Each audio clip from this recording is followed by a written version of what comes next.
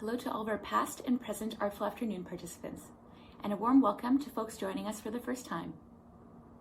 Welcome to our virtual Artful Afternoon session, a dementia-friendly art program in partnership with the Art Gallery of Nova Scotia. I've been a facilitator with this program for the past 3 years, and I'm a regular instructor with the Art Gallery of Nova Scotia's Art Education Department.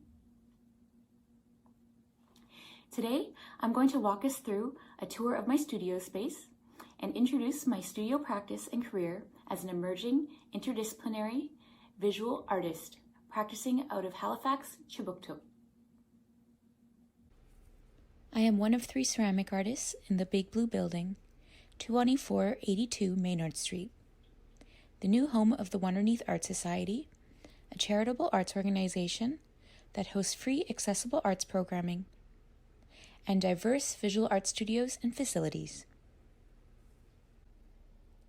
Because my art practice is so interdisciplinary, I have my ceramic studio with proper ventilation and plumbing to do anything clay related or use other messy mediums like plaster, wax, dye, resin. It also allows me to build things like crates that are necessary to ship and store work for the purpose of exhibitions.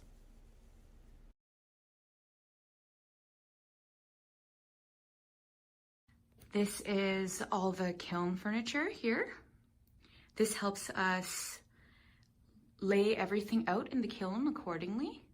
These are our cone packs. These help us determine the temperature of the kiln and the firing.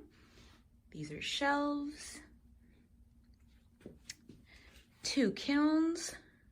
One we use for glazing, the other one we use for bisquing, which is a pre-fire.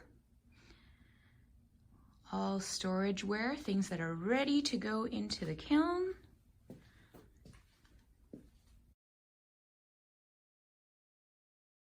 Kilns are able to reach volcanic temperatures, so it's extremely important that our setup was very safe with the proper ventilation systems, that the room is heat-proofed as well. All for safety measure, that we have manual power that's on a separate meter.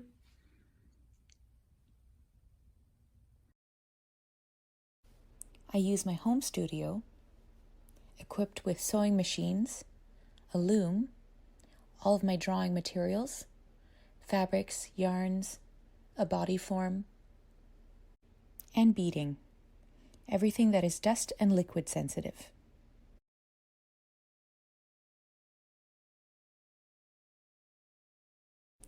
My name is Lux Habrish, and I was born and raised around the island of Montreal, Tiohtià:ke, Quebec, as a second-generation immigrant of mixed Chinese and German heritage.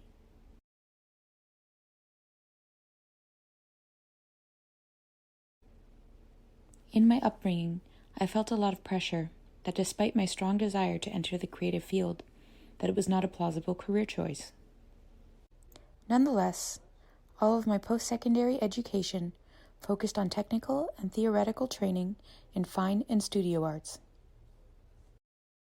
combined with studies in literature, history, philosophy, and religion.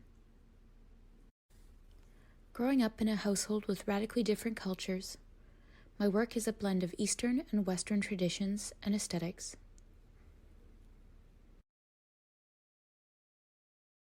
It has become extremely important for me over the years to work with materials that hold a unique history, searching for a sense of material integrity, using objects infused with meaning and narrative. I often start with a vague visual plan that becomes heavily influenced by research processes and the visceral response to the material I'm working with. In my practice, I focus heavily on tactile craft techniques, as the act of making in and of itself is extremely cathartic and transformative.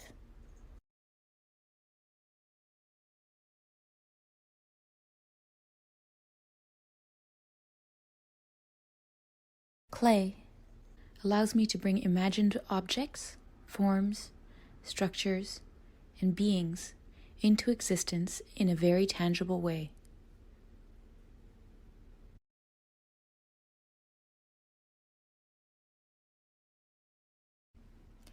The fact that it is alive at a molecular level, with its malleability dependent on oxygen, water, and temperature, forces me to give up a sense of control and listen to the temperamental nature of this medium, very directly forcing me out of my head and into the intuitive engineering power of my hands.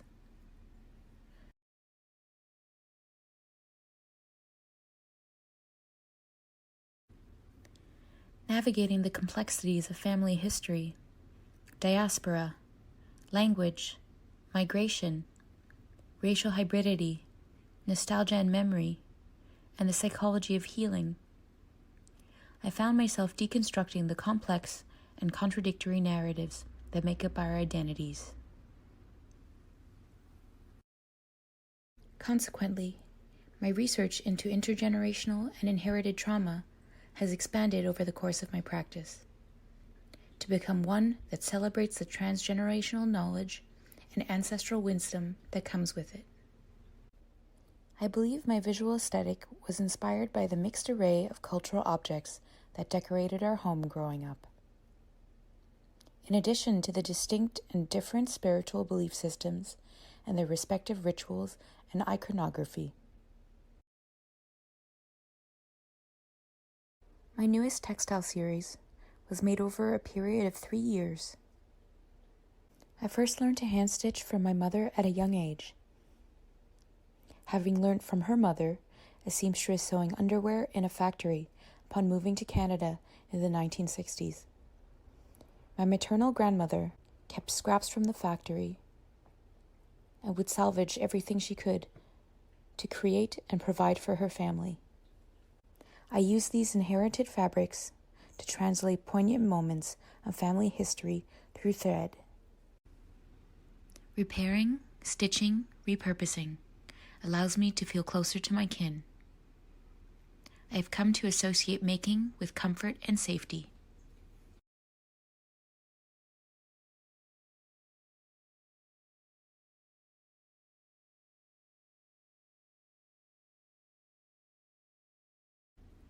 Overall, my work at its core is always concerned with healing, empowerment, and processing complex experiences.